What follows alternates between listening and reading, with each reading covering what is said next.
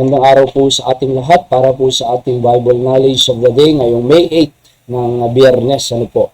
Sabi ng Bible sa Proverbs 19:17, the Bible says, "He that hath pity upon the poor lendeth unto the Lord, and that which he hath given will he pay him again." So, he that hath pity upon the poor. Kaya po ang pamagat natin. So, yung pity po dyan, tiyanan sa Hebrew word, ng ibig sabihin ay favor or mercy.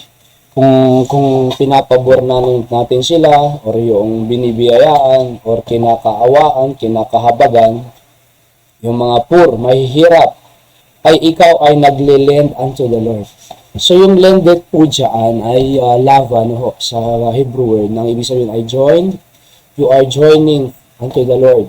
You are abiding unto the Lord. At in other words, another meaning po ay yung lend. Mismo, nagpapautang ka sa Panginoon. Kaya nga sabi ng Bible, "And that which he hath given, will he pay him again."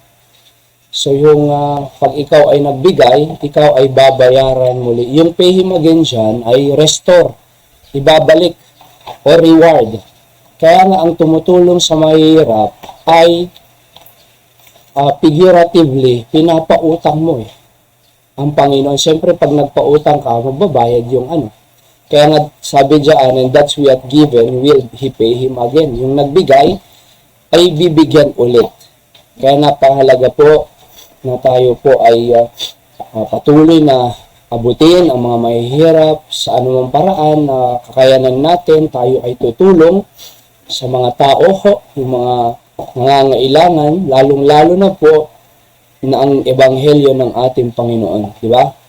Sapagkat ang lahat ng tao sa lupang ito without Jesus Christ ay they are poor spiritually, walang-wala. Kumbaga, wala silang kaligtasan, walang katiyakan ng langit.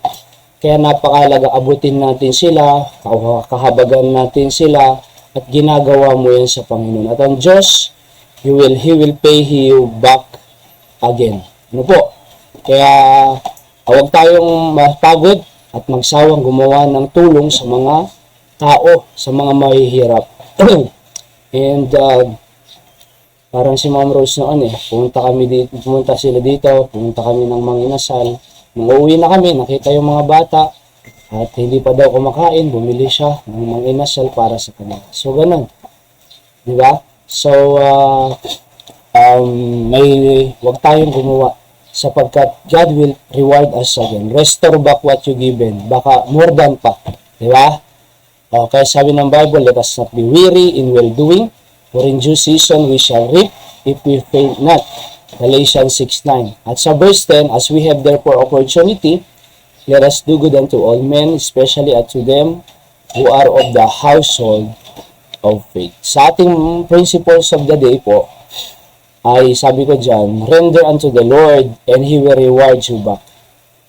So, gawin mo yan para sa Diyos. He will reward you back. Number 2, love the poor and God will love you more. So, yan po ang ating Bible knowledge of the day. God bless you po.